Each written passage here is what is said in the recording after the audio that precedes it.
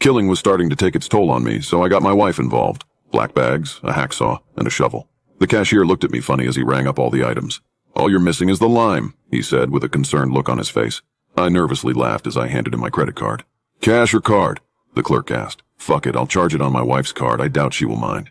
I grabbed all the stuff and made my way back out to the car. I loaded the stuff in the back seat before jumping into the driver's seat. "Are you sure you're up for this?"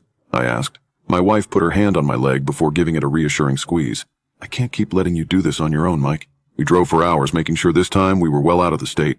Usually I don't get my wife involved in this, but every time I do this, it takes a bit of me with it. I think my wife just wants to share the burden.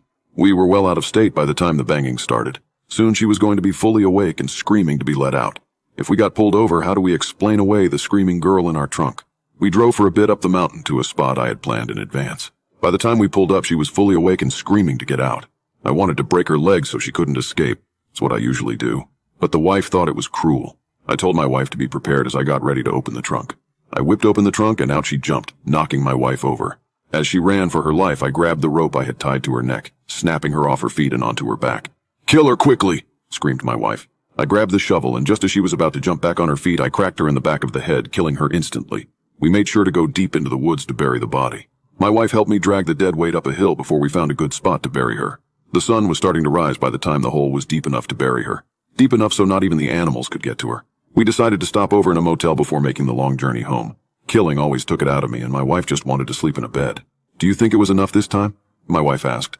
I cradled my wife in my arms as we lay exhausted on a dingy old mattress. "I'm sure this will be the last time," I said, trying my best to reassure my wife, but I had been doing this long enough to know that probably wouldn't be the case. We must have drifted off at some stage because I suddenly found myself being jolted awake by the sound of broken glass. "What is it, dear?" The broken glass cracked under my feet as I walked to check the window. "I'm not sure. Hopefully it's nothing." I didn't want to alarm her, but I knew from the blood on the window that we weren't alone. I could hear the beating of my heart as I followed the trail of blood to the bathroom. Beads of sweat rolled down my back as I slowly turned the door handle. "You're starting to scare me, Mike," said my wife as she sat shaking on the bed. I slowly opened the door. I could hear slow, shallow breathing emanating from the darkness of the bathroom. My hand rattled with fear as I searched around for the light switch. She stood staring at her reflection in the bathroom mirror. She was black with the dirt from the hole we had just buried her in. "Why did you put me in that dark place? Don't you love me?" she said, as her disjointed neck cracked as she turned to face me. I slowly backed up out of the bath. She opened her mouth and let out an unholy scream before lunging toward me. "Get the shovel!" I screamed at my wife. I managed to subdue her on the ground as my wife ran into the room with the shovel. "I think you need to do what we talked about," said my wife as she handed me the shovel.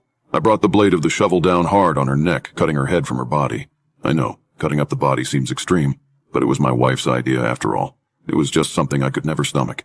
But we have exhausted all ideas at this moment. When our daughter first died in a car accident, it broke us. She was our only daughter, our world. Don't ask me how, but one night I came downstairs for a glass of water, and there she was, just sitting there. We thought it was a miracle, but eventually we had to face the truth. It wasn't our daughter that came back. The first few times I killed her, it killed me a little bit every time. It's been 20 years now since she first died. Hopefully cutting her body into pieces will do the trick.